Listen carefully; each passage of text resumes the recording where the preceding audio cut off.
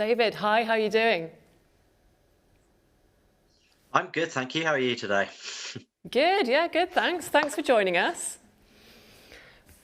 As to begin, for anyone not familiar with OpenX, can you give us a little info on what the company does and what your role is there?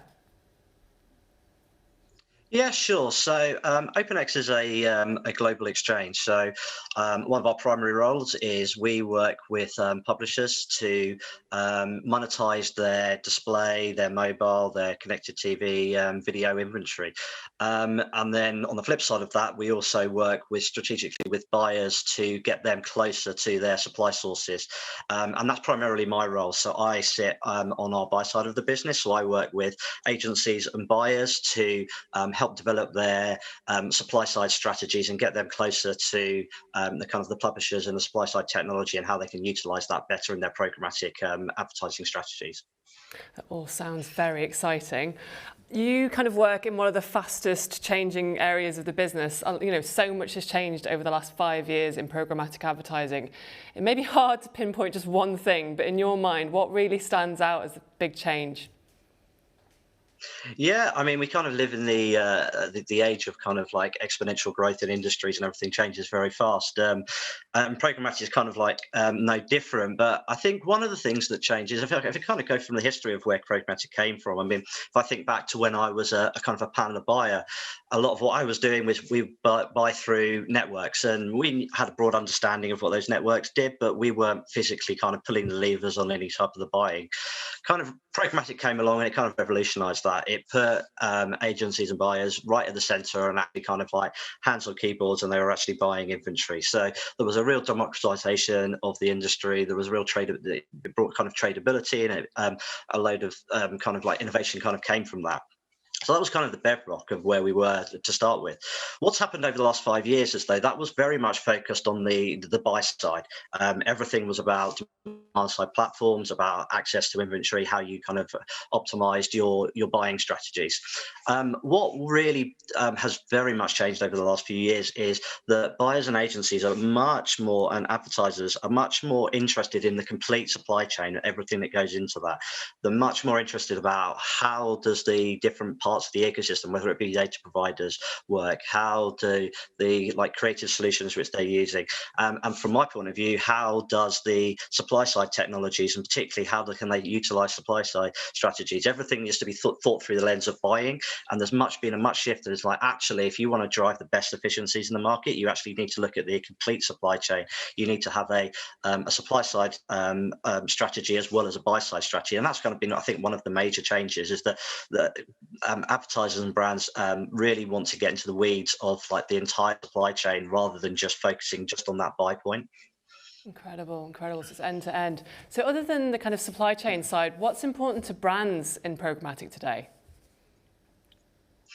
Yeah, so a lot of the a lot of the things that have always been important was are still important. So they still want cost-effective scale.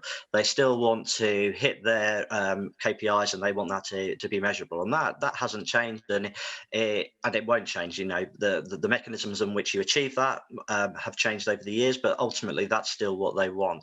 So that kind of like stays the same.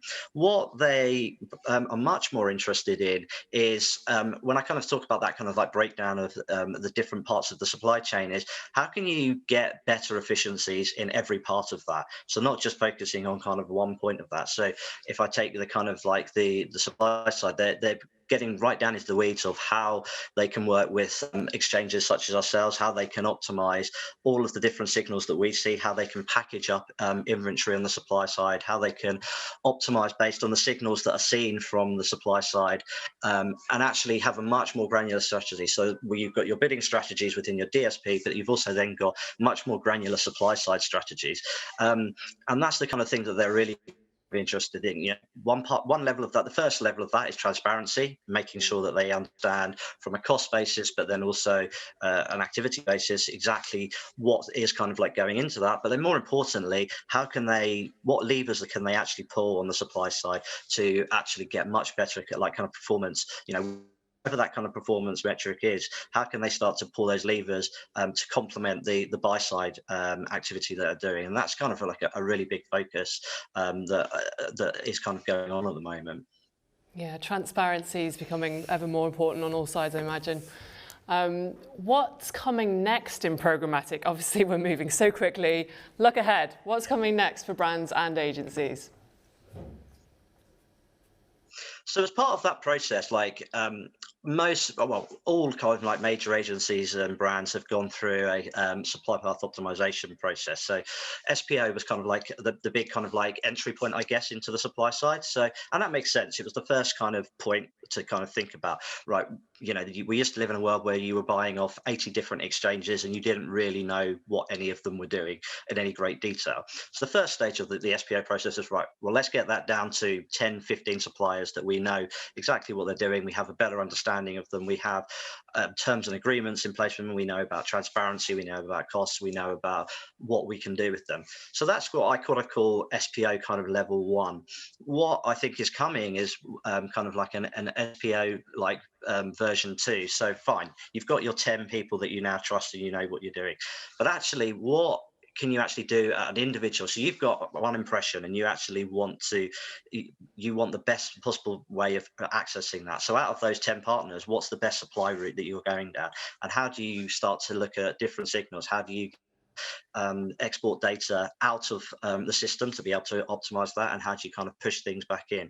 So it's much more about that kind of second level of, right, actually what on an individual campaign by campaign, impression by impression basis, how are we properly optimizing the path of inventory rather than kind of just doing a reduction of partners. And we're seeing this a lot. One of the big initiatives that all the major agency groups and a lot of brands have done now is build their own inventory marketplace. And that's kind of a key thing. Again, that kind of gives that kind of control and that kind of like transparency. But the other thing that it does is it acts as a foundational layer for a lot of the other stuff that they're working on. So fine, you've got a base level, you create your own inventory marketplace, you've now got control, you've got transparency. But what you can start to do is you can start to build and layer solutions on top of that. So you want a dynamic creative solution. Your foundational level is your inventory marketplace, you build it on top of that. You want a data activation level, actually do that at the publisher integration level.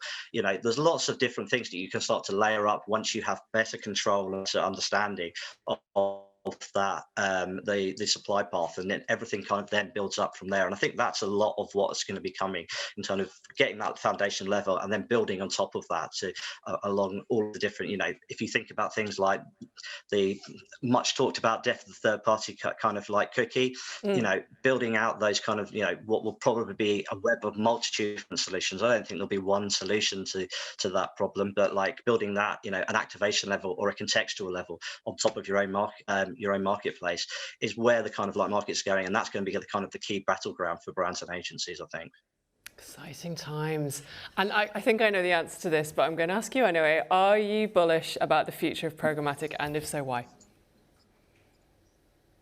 Yeah, I'm very bullish. So, I think there's a lot of change happening, and it's always happening. But I think there's, particularly around things like the transition away from party cookies.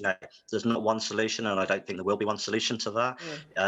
There'll be a multitude of solutions, but what that does mean is it's very disruptive, and it means that lots of things where haven't, if you take even contextual hasn't really innovated over the last few years.